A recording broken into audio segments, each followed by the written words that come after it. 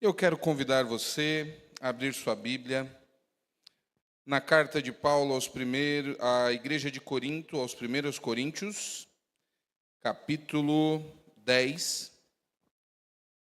Nós estamos seguindo essa carta. Na semana passada tivemos um momento no início da carta onde Paulo muda um pouco o rumo daquilo que ele tem colocado.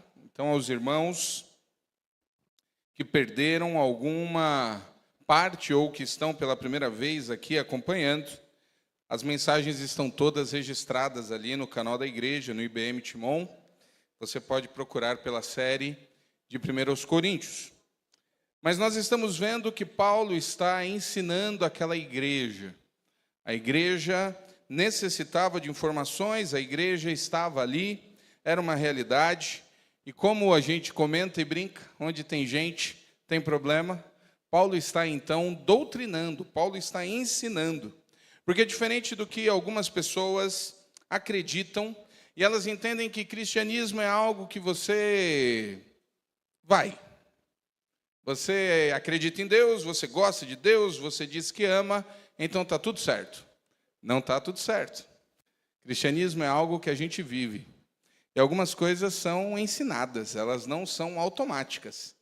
E Paulo está, no caso específico desta comunidade, mostrando, ensinando, como um professor ou como um pai, literalmente, em alguns momentos aqui, lendo a carta, eu até penso ali, talvez Paulo estivesse ali pensando, pelo visto eu vou ter que desenhar. Já viu essa expressão? Entendeu ou quer que eu desenhe? Às vezes a gente precisa desenhar. E às vezes até desenhando, a gente tem que orar pela paciência para que o outro entenda. Cada qual tem o seu ritmo. Mas Paulo está ensinando aquela igreja a viver o evangelho. Então, preste atenção. Ser crente, viver o evangelho, de fato ser um seguidor de Jesus, não é algo automático. Você precisa entender, você precisa aprender e você precisa praticar. Mas Paulo está falando de coisas ali muito práticas, de experiências vividas, de situações reais. E aquela igreja, como eu estou dizendo todo domingo, que é para que você não esqueça em momento algum. Qual é o grande problema da igreja de Corinto? Aquelas pessoas, aqueles irmãos, eles eram orgulhosos. Eles eram orgulhosos de tal maneira que o seu coração estava fechado para o entendimento do que de fato deveriam fazer. Então, Paulo vai ali explicando, resolvendo, respondendo as questões, mas sempre mostrando o principal por detrás dos problemas. Existem coisas que às vezes é igual sintomas. Você tem um sintoma de determinada doença e ele pode parecer algo simples, mas pode esconder algo muito mais grave. Você precisa investigar. Esse é o problema que às vezes leva tantas pessoas a ficarem desesperadas depois que inventaram o Dr. Google, né? Porque o Google está lá, e aí se você colocar nesse momento que você está com febre, sentindo dor de cabeça, provavelmente ele diga que em 6 meses você vai morrer. Porque ele pega o todo. Então, é necessário dosar as coisas. E Paulo se preocupa também com realmente o que está acontecendo por trás do coração daquelas pessoas. Por que aqueles problemas estavam acontecendo naquele momento? Então, Paulo está ali descortinando e mostrando que o grande problema daqueles homens é que eles eram orgulhosos. Eles entendiam que estavam acima do bem e do mal, eles entendiam que estavam corretos em todas as suas colocações, ao ponto de achar que nem Paulo tinha algo mais para ensinar. E os capítulos 8, 9 e 10, eles estão em cima de um grande debate que tomou conta da igreja. Eles debatiam se poderiam comer ou não carne sacrificada aos ídolos. E Paulo começa, então, no capítulo 8, a mostrar isso, e falar sobre essas questões, e descortinar. E aquela igreja se dividiu em 2 grandes grupos. Um grupo que entendia que podia comer, um grupo que entendia que não podia comer. E aí nós tínhamos, então, a questão relacionada ao fato de que um grupo queria forçar o outro grupo a fazer o que eles pensavam. E Paulo então começa: o problema está aí. A partir do momento que nós queremos e achamos que o outro é obrigado a agir e pensar exatamente da nossa maneira, sem respeitar, criamos um grande problema. Então, Paulo está tratando, e aqui no capítulo 10, Paulo vai finalizar finalmente essa questão. Mas antes de terminar, Paulo, o que vimos na semana passada, Paulo vai contar uma história. A comunidade de Corinto não tinha intimidade com a história judaica. Nós conhecemos a história, nós temos o Antigo e o Novo Testamento. Nós sabemos a importância de Abraão. Nós sabemos que, de fato, Israel era ali considerado o povo de Deus no Antigo Testamento. Nós conhecemos a importância dos profetas, como Deus se relacionou com aquele povo e como isso se conecta conosco hoje, em termos dos princípios. Mas aquela igreja não tinha intimidade nenhuma, porque eles não eram judeus. Então Paulo vai contar uma história antiga, e os gregos, os greco-romanos, como nós assim falamos, adoravam uma boa história. E Paulo então conta a história do povo. E Paulo mostra o tratamento que Deus deu àquele povo no deserto. E o grande ponto que Paulo quer mostrar para eles é que, mesmo sendo povo de Deus, mesmo vendo Deus realizar maravilhas, mesmo vendo Deus libertá-los do Egito, uma geração inteira ficou pelo deserto, porque fez o que desagradava a Deus. Enquanto aquela igreja entendia que, pelo fato de serem igreja, eles estavam protegidos de tudo e estavam certos, Paulo está dizendo: não é bem assim. E aí Paulo conta a história do povo que não acreditou.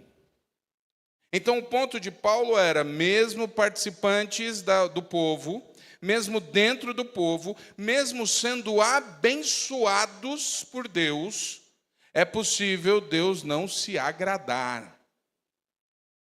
E Paulo começa e prepara para o que ele vai fazer na última parte do texto, que é mostrar e tentar abrir os olhos daqueles irmãos para dizer: vocês, mesmo dentro da igreja, precisam se preocupar em agradar a Deus. Porque se Deus não se agradar de vocês ou de nós, vocês continuarão distantes dele. E mesmo sendo abençoados, não fazem parte realmente daqueles que entrarão na terra prometida. E a terra prometida, já naquela época do Novo Testamento, era um símbolo para a eternidade. Então, depois de fazer isso, nós vamos seguir no versículo 14. Então, acompanha aí, capítulo 10, a partir do versículo 14. Portanto, meus amados, fugi da idolatria. Falo como é entendidos, julgai vós mesmos o que digo. Porventura, o cálice de bênção que abençoamos não é a comunhão do sangue de Cristo? O pão que partimos não é, porventura, a comunhão do corpo de Cristo? Porque nós, sendo muitos, somos um só pão e um só corpo, porque todos participamos do mesmo pão. Vede Israel, segundo a carne. Os que comem os sacrifícios não são, porventura, participantes do altar. Mas o que digo? Que o ídolo é alguma coisa? Ou que o sacrificado ao ídolo é alguma coisa? Antes digo que coisas que os gentios sacrificam, as sacrificam aos demônios, e não a Deus. E não quero que sejais participantes com os demônios. Não podeis beber o cálice do Senhor e o cálice dos demônios. Não podeis ser participantes da mesa do Senhor e da mesa dos demônios. Ou irritaremos o Senhor? Somos nós mais fortes do que Ele? Todas as coisas me são lícitas, mas nem todas as coisas convêm. Todas as coisas me são lícitas, mas nem todas as coisas edificam. Ninguém busque o proveito próprio, antes, cada um o que é do outro. comei de tudo quanto se vende no açougue, sem perguntar nada, por causa da consciência. Porque a terra é do Senhor e toda a sua plenitude. E se algum dos infiéis vos convidar e quiser dizer, comei de tudo que se puser diante de vós, sem nada perguntar, por causa da consciência. Mas se alguém vos disser, isto vos foi sacrificado a ídolos, não comais, por causa daquele que vos advertiu, e por causa da consciência, porque a terra é do Senhor e toda a sua plenitude. Digo, porém, a consciência, não a tua, mas a do outro. Pois por que há de a minha liberdade ser julgada pela consciência do outro? E se eu com graça participo, por que sou blasfemado naquilo por que dou graças? Portanto, quer comais, quer bebais, ou façais qualquer outra coisa, fazei tudo para a glória de Deus. Portai-vos de modo que não deis escândalo, nem aos judeus, nem aos gregos, nem à igreja de Deus. Como também eu em tudo me agrado, a todos, não buscando o meu próprio proveito, mas o de muitos, para que assim se possam salvar. Paulo aqui conclui finalmente a questão. Paulo aqui começa então, depois de colocar as questões, e Paulo vai trabalhando, porque a questão entre os coríntios virou quase que um debate jurídico. Porque a grande questão é que uns entendiam que tinham a liberdade, o direito de fazer aquilo. E essa ficava como uma grande briga pelo direito, por aquilo que eu posso, por aquilo que eu quero. Então Paulo, a partir do momento em que ele mostra como o povo foi se afastando, e tem uma questão muito interessante, porque Paulo, quando vai concluindo a história do povo, ele lembra que o povo não eliminou todos aqueles que Deus havia mandado, e que com o passar do tempo, aqueles que ficaram na terra com os costumes estrangeiros, com o costume pagão, conseguiu contaminar a ponto de que o povo em determinado momento estava então prestando culto e adorando outras divindades, inclusive sacrificando seus filhos. Então Paulo aqui começa a dizer determinadas questões. Então Paulo começa aqui a dar o veredito. Vocês querem saber a minha opinião? Então agora eu estou dizendo. Existia um debate se eles poderiam comer a carne e se poderiam ir ao templo, inclusive. O templo era o lugar central da cidade. O mercado era meio que um apêndice do templo. Ou aqui na versão que eu li está a palavra açougue. Mas o grande ponto é que quando o convite era ao templo, eles estavam falando das festividades. Existia todo um conjunto naquela festa de adoração. Existia toda uma prática que em nada tinha a ver com o que Deus desejava do seu povo. Então era um misto, era uma grande festa que envolvia banquetes, que envolviam inclusive práticas de cunho sexual que Deus abominava.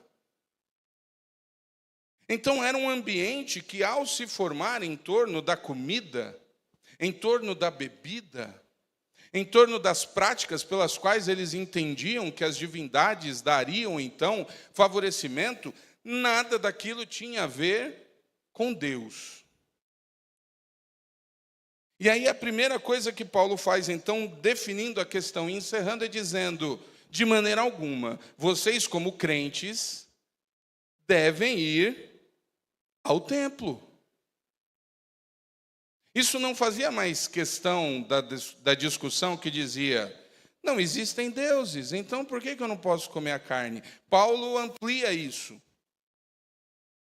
Paulo agora não coloca só de uma questão da comida pura e simples. Paulo deixa bem claro no texto que nós lemos aqui, que os deuses não existem. Mas Paulo usa uma palavra. E Paulo faz um comparativo muito curioso. Paulo usa a palavra comunhão. E Paulo meio que diz, nós quando estamos na igreja, e Paulo está aqui falando do costume, e falando já da ceia. Paulo fala, nós não estamos em comunhão. Nós não estamos comendo e dividindo o pão, bebendo. Não estamos assim como povo de Deus, em comunhão uns com os outros e com Deus? E Paulo utiliza uma palavra para o que acontece lá também. Paulo entra em uma questão muito profunda, porque agora ele não está falando no fato dos deuses existirem ou não. E ele deixa bem claro, não existem outros deuses. Mas, quando você faz algo dedicado, de cunho religioso e espiritual, você só tem dois caminhos. Ou você está de fato oferecendo um culto ao Senhor e dedicando um culto ao Senhor, ou você está fazendo isso aos demônios. Mesmo que intencionalmente você não esteja, não existe meio termo. Esse é um ponto muito sério, que muitas pessoas ignoram. Toda vez que você estiver em um ambiente, preste bem atenção, já trazendo para o século 21, já trazendo aqui para 2025, toda vez que você estiver em um ambiente onde algo de cunho religioso estiver sendo feito, se isso não está sendo feito ao único Deus verdadeiro, espiritualmente você está com um problema. Porque se não é para Deus, é para o inimigo. E como crentes, nós precisamos ter muito discernimento a esse respeito. E Paulo está aqui falando abertamente. Paulo está aqui lembrando que a refeição sagrada era comunhão.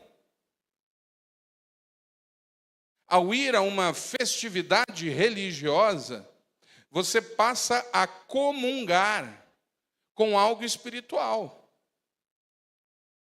Os irmãos sabem que somos batistas, somos tradicionais. Nós não estamos falando aqui de maldição hereditária, não está falando aqui de maldição daquela que, ai meu Deus, agora minha vida acabou. Não, estamos tratando o texto bíblico e deixando bem claro, é Paulo quem está colocando, e Paulo está usando a expressão, vocês estão comungando, vocês estão tendo comunhão, não tenham comunhão com os demônios. O problema não eram mais os ídolos não existem, mas espiritualmente falando, alguém está por detrás daquilo. Então a questão era, não, o que é que vocês querem indo ao templo comer da carne sacrificada em uma festividade religiosa aos deuses que não existem? Todo aquele ambiente, tudo aquilo que envolvia coisas abomináveis ao Senhor, não faziam parte mais da vida deles. A questão não é mais a carne. E Paulo está aqui fazendo uma proibição e dizendo e deixando bem claro como a idolatria. A idolatria é muito mal interpretada nos nossos dias.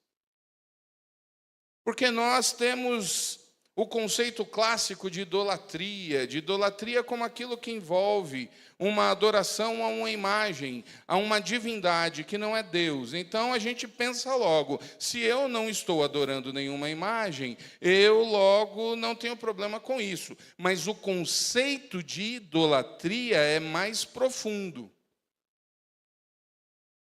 Idolatrar algo é colocar algo em primeiro lugar.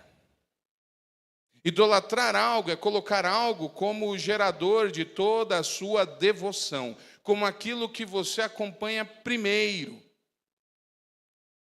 E mesmo muitas pessoas não tendo hábito ou de fato não estando em nenhum lugar ou se dobrando diante de uma imagem, pode estar cometendo o pecado da idolatria com outras coisas.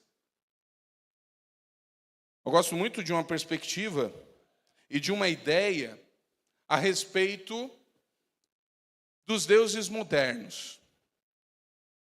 Concentrem-se aqui. Eu gosto muito da ideia que fala dos chamados deuses novos, como coisas da nossa vida, inclusive uma divindade muito importante, idolatrada e seguida por milhares, devotada por milhares e milhares de pessoas, chamada tecnologia. Existe uma série, existe aí uns livros, alguns aqui conhecem, com certeza o Jamerson, deuses americanos. E ali eles colocam aquela questão das divindades modernas. Idolatria não é só estar diante de uma imagem, mas você pode estar preso em algo. Você pode ter um sério problema de idolatria com isso aqui. Aliás, os memes ou os vídeos que nos despertam a respeito da nossa relação com o celular e com a tecnologia são muito interessantes. Alguns engraçados, mas quando a gente para pensar, eles são de arrepiar. O celular virou uma extensão do nosso corpo. E nós sabemos, e isso me assusta, os problemas que, por exemplo, a vida digital, ou o mundo online, ou esse universo que nós criamos no imaginário tecnológico tem feito com a própria sociedade.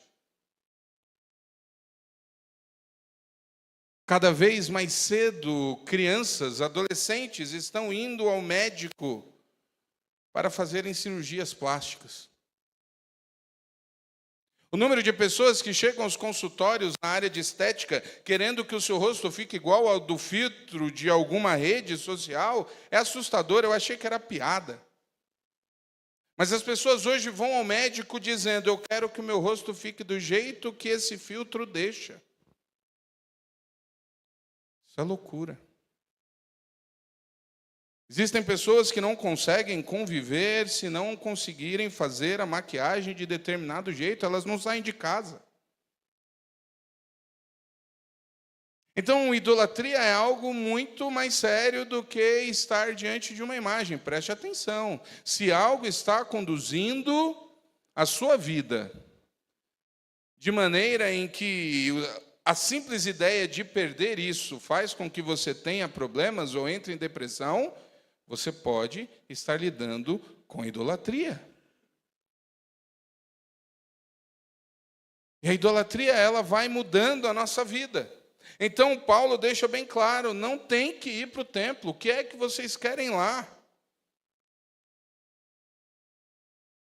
E essa resposta quebra os argumentos da igreja, porque eles diziam: os ídolos não são reais, nós somos. E se nós aqui estamos, nós estamos seguros. Não estamos. Preste atenção.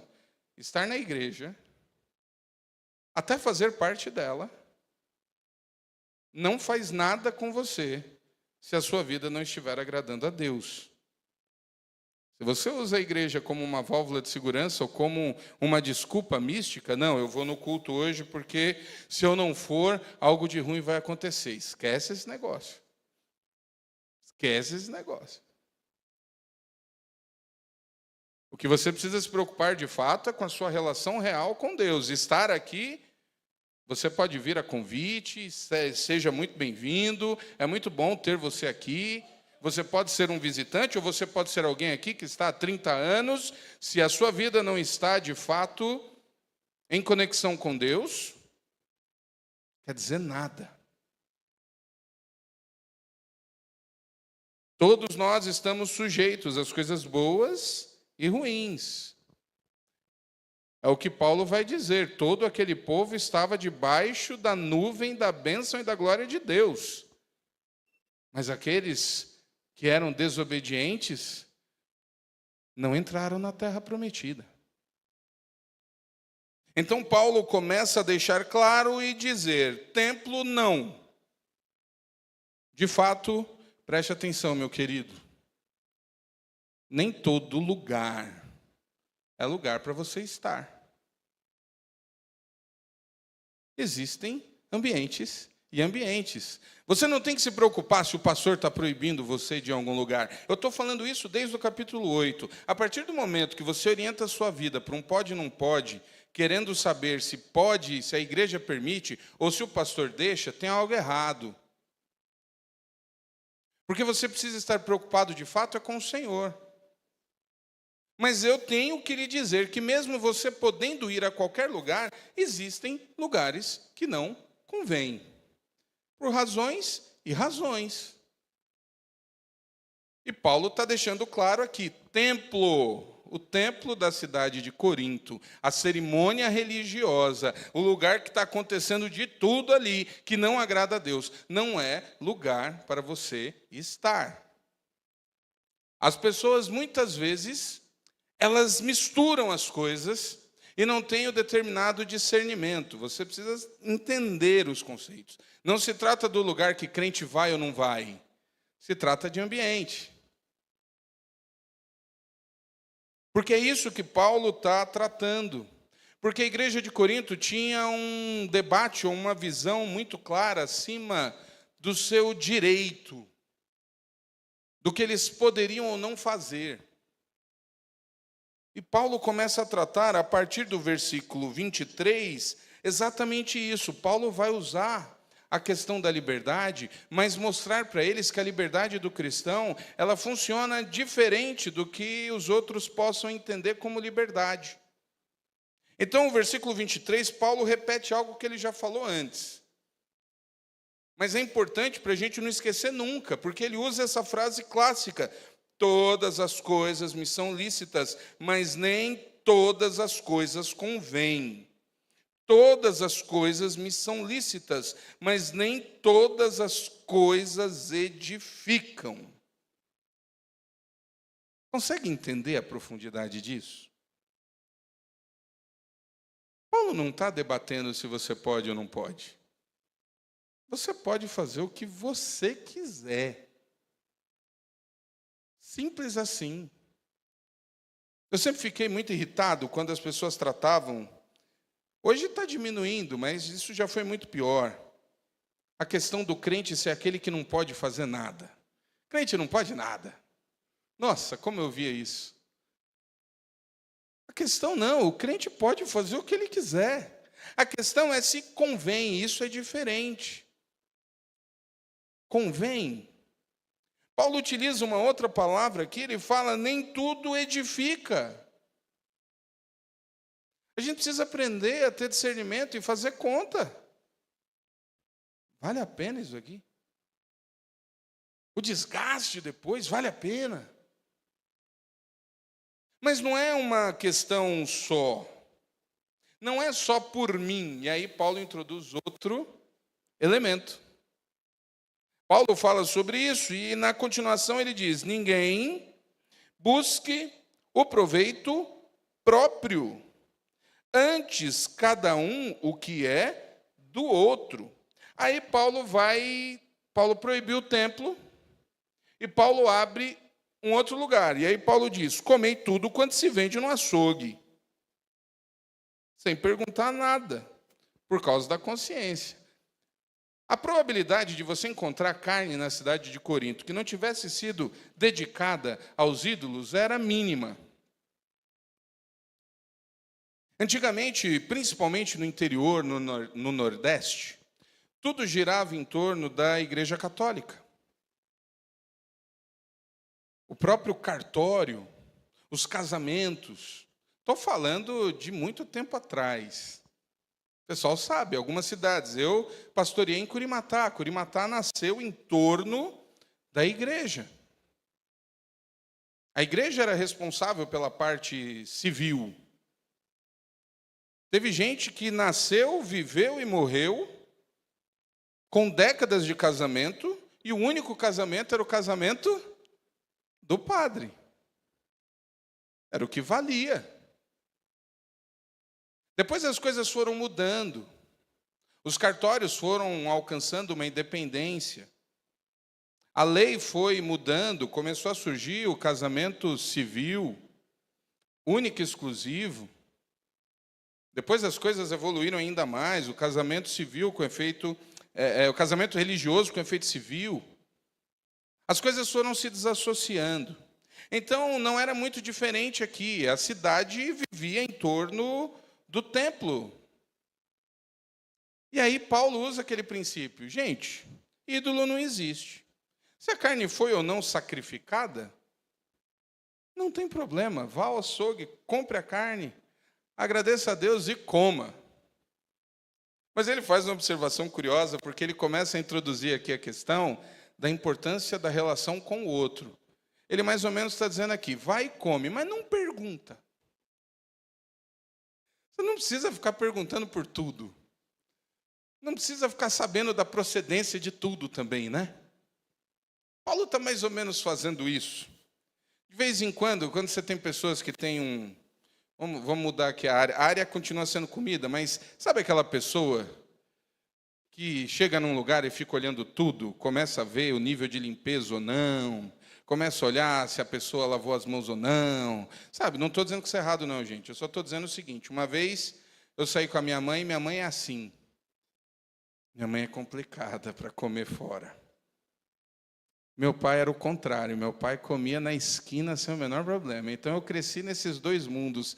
E vocês devem imaginar que eu puxei mais o meu pai do que a minha mãe. Não tenho muita dificuldade em comer assim na rua. E aí, de vez em quando, minha mãe falava assim, meu filho, tu não prestou atenção, tu não olhou para o avental daquela mulher? Eu falei, não. Meu filho, como é que você faz isso? Eu falei, não, mas vai que eu olho e não gosto, eu não vou comer, então eu prefiro nem olhar. Graças a Deus, está vendo? Graças a Deus, nunca tive maiores problemas, mas tem gente que só de respirar em um lugar diferente já passa mal. Então, se você é desses que olha tudo, você presta atenção até no tipo de pintura da unha da pessoa que está atendendo, continue, não tem nada a ver com ser pecado ou não, tá? Fique à vontade. Não estou dizendo que o que você tem ou não que fazer, eu só estou dando um exemplo aqui. Eu sou desse tipo, eu não me preocupo muito. Paulo está mais ou menos aqui dizendo, come a carne, meu filho, não precisa ficar preocupado, nem sair perguntando para todo mundo, isso aqui é dedicado ou não? Vai lá, compra a carne, leva para casa e come e resolve o problema. Agora, se você estiver num lugar e a pessoa chegar para você e falar assim, epa, isso aí é dedicado, hein? Agradeça, cai fora. Porque aí a gente está entrando num universo de testemunho, de exemplo, de consciência. Então, na dúvida se isso vai criar um problema ou não, cai fora. Consegue entender a diferença? A carne não era a questão, e ele diz aqui na sequência que tudo é do Senhor. Mas o cristão pesa uma outra coisa. É o próximo, é o que isso envolve. Paulo está aqui dizendo que, diferente do que está acontecendo na comunidade, onde ninguém se importa, de fato, com a vida do outro, nós temos a responsabilidade de nos preocuparmos. Então, Paulo fala, vai no açougue, compra a carne, come. Mas não se preocupe, não busque saber nesse aspecto a origem. Quando alguém te falar, não coma. A preocupação era justamente aqueles debates e aquelas questões em torno do que deveriam ou não fazer. Paulo aqui, então, ele começa a introduzir um paralelo. Enquanto aquelas pessoas estavam preocupadas com conhecimento e direito, Paulo está aqui dizendo que a vida real do cristão é baseado em outras duas palavras. O conhecimento que eles tanto focavam com o direito que eles achavam que tinham, conduziram aquelas pessoas a terem um coração orgulhoso. E Paulo está dizendo que o que precisa governar o coração do cristão são outras duas palavras. Ao invés de conhecimento, é amor. Ao invés de direito, é liberdade. O conceito de Paulo para a liberdade é diferente do nosso, eu tenho falado sobre isso.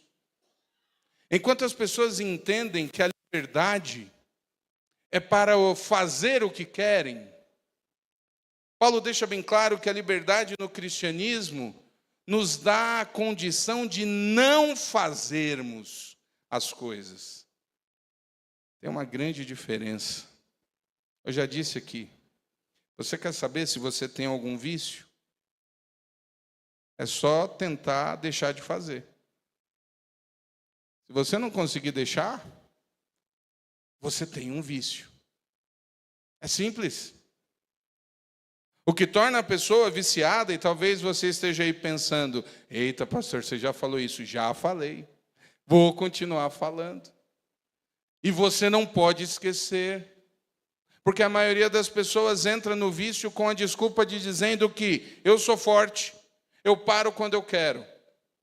Seja qual vício for, que a pessoa fica escravizada o resto da vida. E Paulo está aqui dizendo, nós somos livres em Cristo, por sermos livres em Cristo, nós podemos não fazer. Consegue pegar a diferença? Ao invés de focar naquilo que eles podem, nos direitos, Paulo está dizendo, meu querido, é o amor. É o amor a Deus, é o amor a Cristo que nos faz pensar no outro e pelo outro não fazermos determinadas coisas. Isso muda completamente o jeito de se viver uma vida.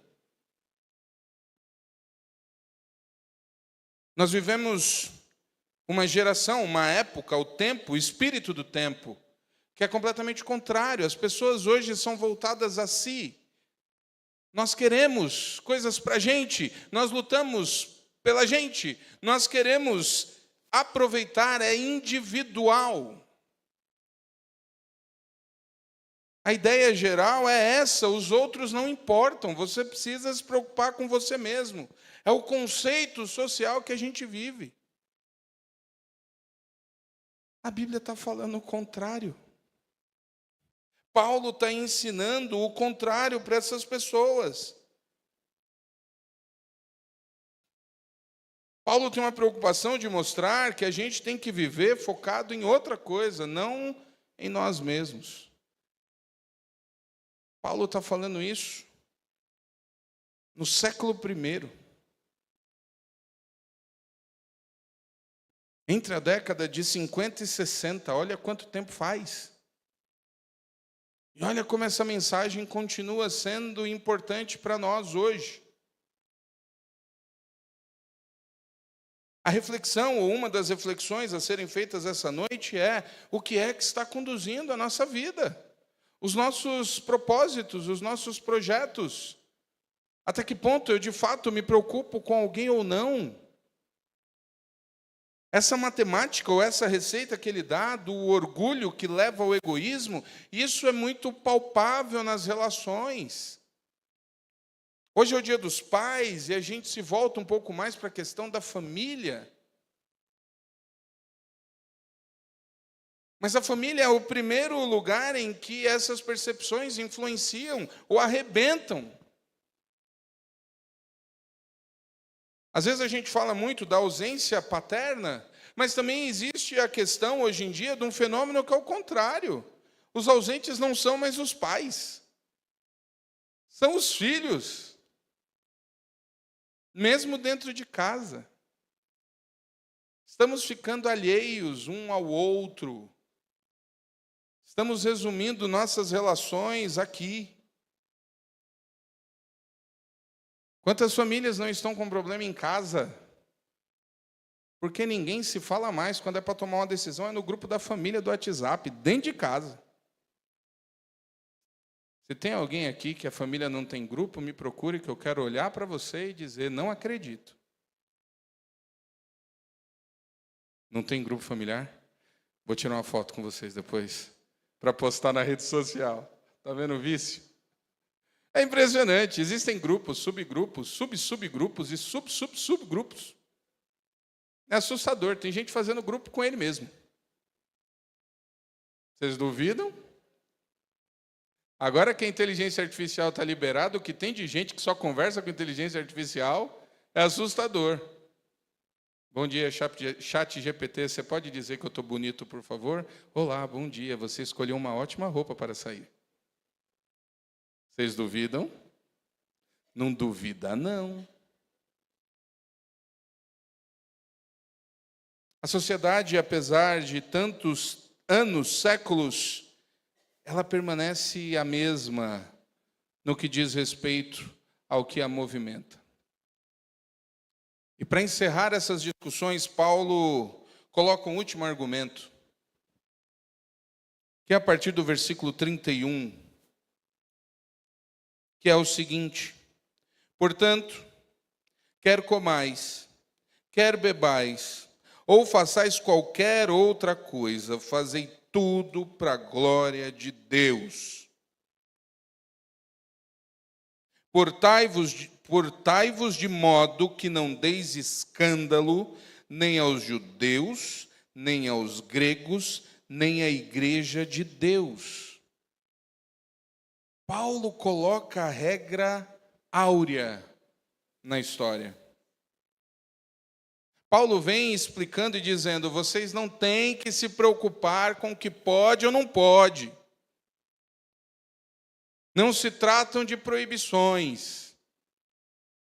Vocês precisam se preocupar, de fato, com o outro e o que isso influencia. E Paulo coloca aqui a regrazinha perfeita que resolve todos, presta atenção, que isso aqui resolve qualquer dúvida que você tiver. Paulo coloca e diz: portanto, quer comais, quer bebais ou façais qualquer outra coisa, fazei tudo para a glória de Deus. Paulo deixa bem claro que você precisa se preocupar. O que realmente você precisa estar ciente é se o que você vai fazer glorifica ou não a Deus. Ponto final. Ele coloca como a glória de Deus, ou Deus ser glorificado, como o grande pacificador, ou como o grande árbitro. E até hoje, a gente vive preso em questões menores. Quando Paulo fala comer ou beber, ele está colocando uma ideia de coisas que parecem simples. A questão não é a carne ser sacrificada, a questão é o que você está fazendo vai glorificar a Deus. O quanto essa regrinha direciona as nossas vidas nas nossas escolhas. E aí você já pode começar a fazer alguns testes. O evangelho no Brasil, de fato, foi semeado, divulgado por uma questão cultural, inclusive, muito assim. Por exemplo, essa noite alguns brincaram comigo a respeito da minha vestimenta. Eu estou num dia especial, estou de blazer, camisa e gravata já é demais.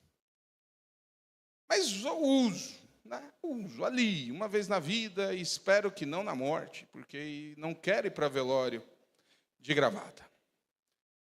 Mas o costume que faz as pessoas esperarem pastores de terno e gravata não vem da Bíblia. É um costume cultural por causa dos missionários europeus.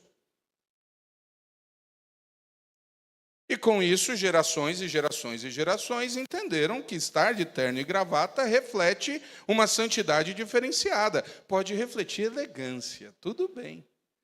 Mas uma pessoa não deixa de ser mais crente por estar ou não. E nada contra. Você quer vir de terno e gravata? Vem. Pastores que pregam de gravata, glória a Deus. Mas isso é uma escolha pessoal, isso é costume.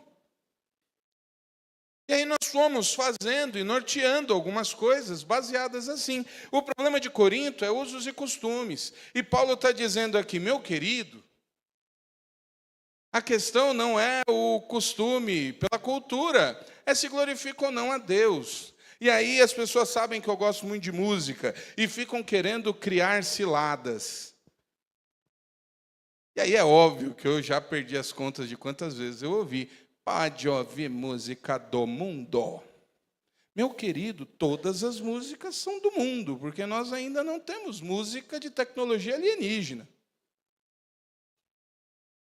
A grande questão, e as pessoas estão querendo saber, música de crente ou não. Eu já testemunhei aqui, eu cresci num lar, onde minha mãe, de maneira muito sábia, conduziu e nos levou ali diante do que ela entendia da Bíblia, e minha mãe tem um princípio a qual respeito até hoje.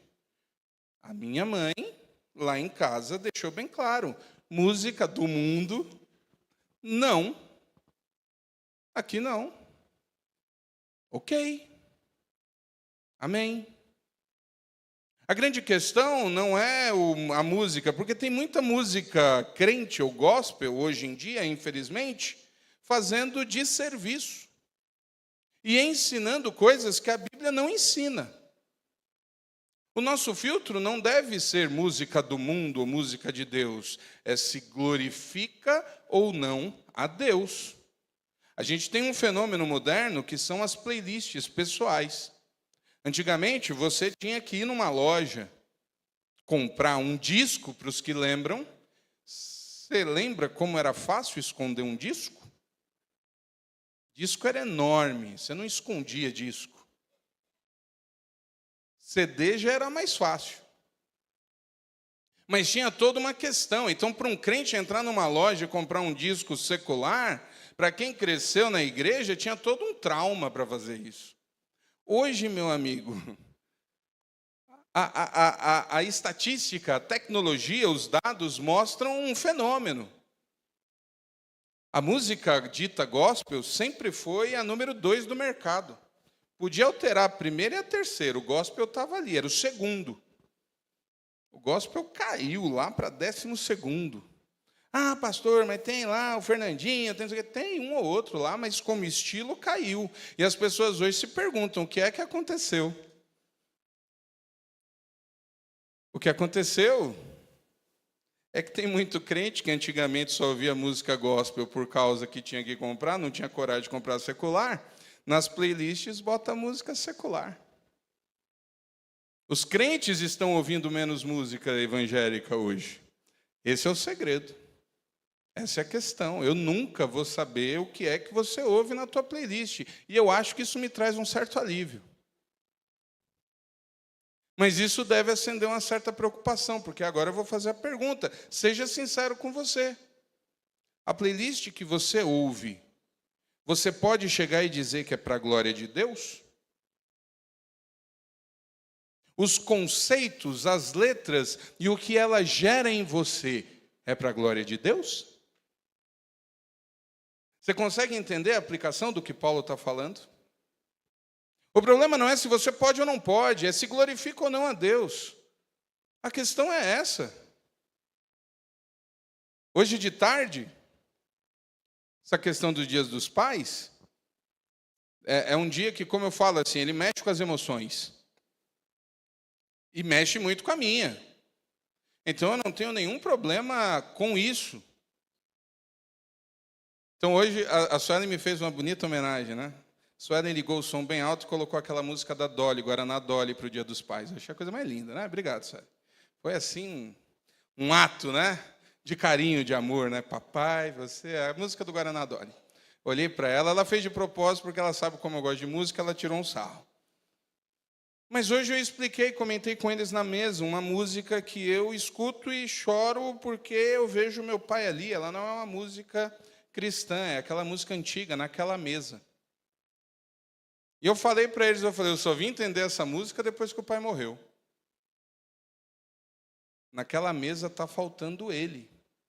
Meus queridos, a discussão não é, mas é música de crente ou não é?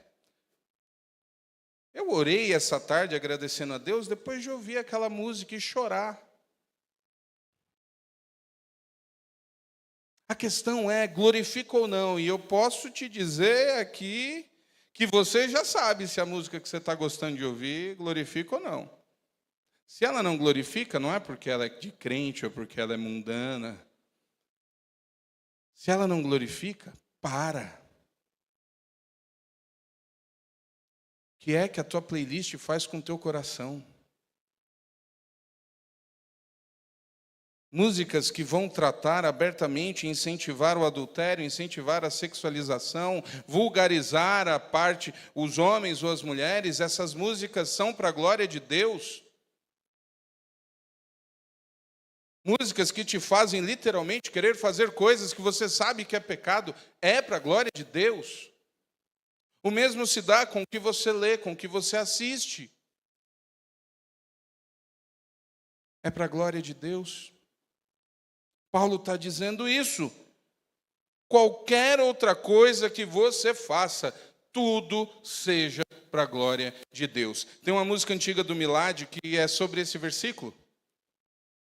Começa assim, seja comer, seja beber, seja qualquer outra coisa fazer, tudo seja feita para a glória de Deus. E aí na música ele coloca, andar de manhã, correr por aí, jogar uma bola, se divertir, andar pela rua. Fazei tudo para a glória de Deus. A questão não é o que você está fazendo. É ser para a glória de Deus. E para a glória de Deus tem que ser tudo. Tem que ser o teu trabalho. Tem que ser a maneira como você se relaciona com seus vizinhos. Tem que ser a maneira como você joga bola. E aí, em especial, os homens sabem disso. O que tem de crente bipolar no esporte é uma loucura. Rapaz, eu já vi diácono assim que você olha e diz, nossa, aquele ali inspirou a santidade. O homem vai jogar bola com 5 minutos, já xingou, já bateu, já estrava. Eu falei, que é isso? Cadê? Devolve, Senhor, traz de volta fulano de tal. Não, pastor, sabe o que é? Futebol é diferente. Futebol não é diferente coisa nenhuma. Tinha gente que dizia que jogar bola era pecado. Jogar bola não é pecado. Pecado é não dar testemunho. Fazei tudo para a glória de Deus. E aí começam as reflexões, porque quando você pensa nisso, a Bíblia não está dizendo que você não pode ver um filme, que você não pode ver uma novela, que você não pode ter um celular, mas, por exemplo, o tempo que você gasta com isso, você olha e diz assim, esse tempo todo foi para a glória de Deus? Se não foi, não faça. Paulo encerra todo esse dilema das carnes, nos dando um árbitro precioso. Fazei tudo para a glória de Deus. Sabia que é plenamente possível você vir à igreja e não fazer e não se preocupar em ser para a glória de Deus? Aliás, se tem algo que a gente tem que se preocupar num culto, é exatamente isso, fazer para a glória de Deus. Eu posso subir aqui e fazer um monte de coisa e não ser para a glória de Deus. Posso estar preocupado comigo. Os músicos podem subir aqui, tocar e ser um negócio assim emocionante e a glória de Deus está longe. Você pode entrar aqui por esse portão, sentar na porta e a última coisa que você pode lembrar aqui é de Deus.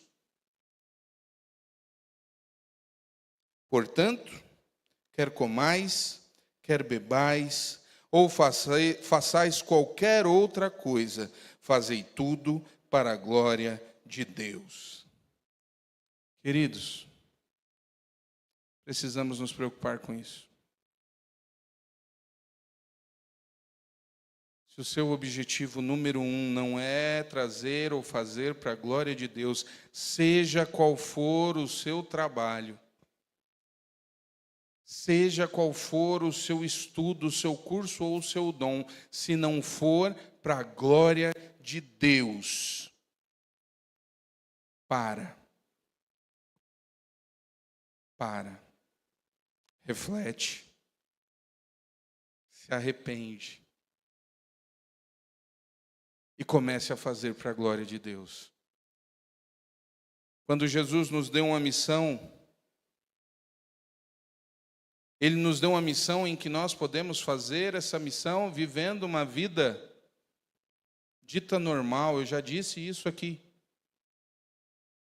O problema é que muita gente acha que a missão é para pastor e missionário. Não é para você.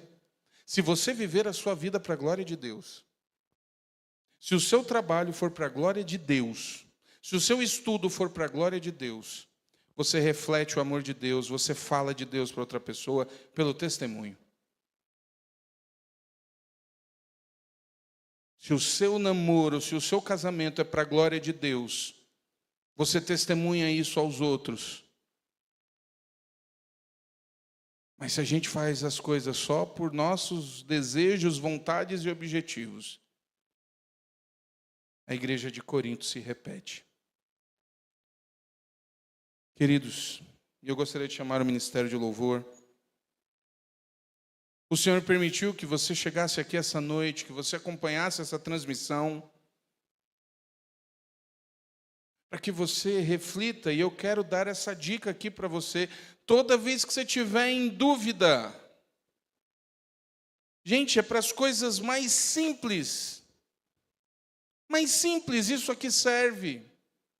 Você está em dúvida de que roupa você vai usar? Fica a dica aí, normalmente isso acontece mais com as mulheres. Homem não tem muito problema com isso. Mas você está sem saber, eu vou ou não vou com essa roupa para a igreja? Olha, vai na frente do espelho e faz essa pergunta: essa roupa é para a glória de Deus? Todo mundo sabe a resposta. A gente tem uma consciência e inteligência. Você sabe. Quando você coloca Deus na história, ou Jesus, a coisa muda. Essa roupa é para a glória de Deus.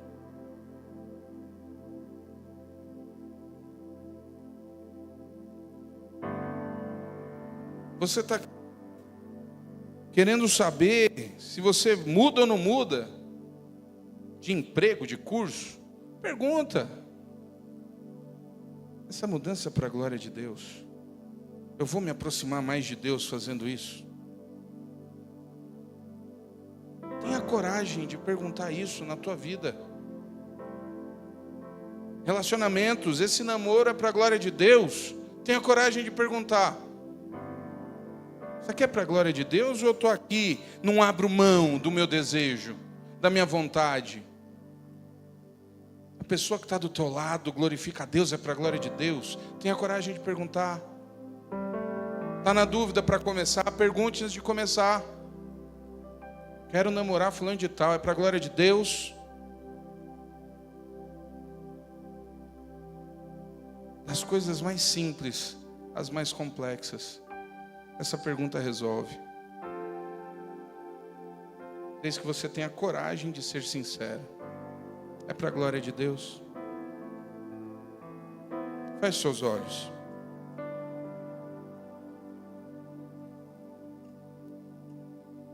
Eu quero que você tenha um tempo refletindo. Eu vou fazer a última pergunta da noite. A sua vida é para a glória de Deus?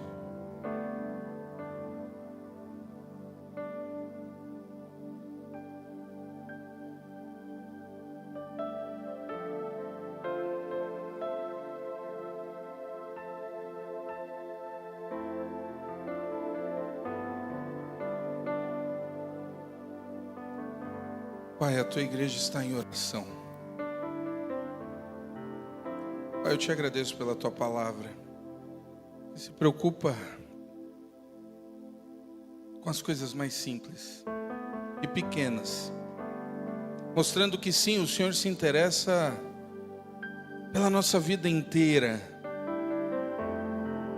Eu te agradeço, Pai, por esta noite. Eu te agradeço por tantos irmãos que aqui estão. Te agradeço por podermos comemorar e celebrar, relembrar a paternidade. Mas agora, Pai, eu clamo que o Teu Santo Espírito esteja trabalhando nos corações aqui em casa. E que essa pergunta ecoe. Pai, nos ajuda a refletir. Se estamos vivendo para a glória do Senhor. Pai, revela a nós tudo o que não é para a glória do Senhor. Pai, mostra aos teus filhos agora. Dá discernimento, incomoda mesmo. Nos dá coragem de colocar as áreas que não te agradam diante do Senhor. Que possamos responder a essa pergunta de maneira afirmativa e dizer sim. Eu vivo para a glória do Senhor. Pai, que esta igreja viva para a glória do Senhor.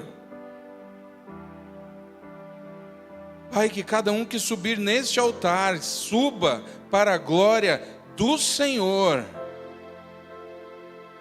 Que cada irmão que abre e fecha uma porta, que olha, que orienta um carro, uma moto, que segura uma câmera, que traz um copo d'água, que pega uma vassoura. Pai, que cada um que fizer qualquer coisa nesta igreja, seja para a honra e glória do Senhor.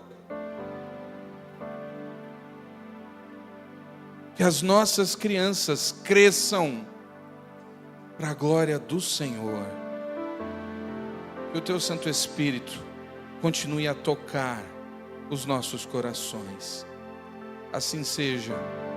E assim colocamos diante do Senhor, no nome precioso de Jesus. Amém. Amém.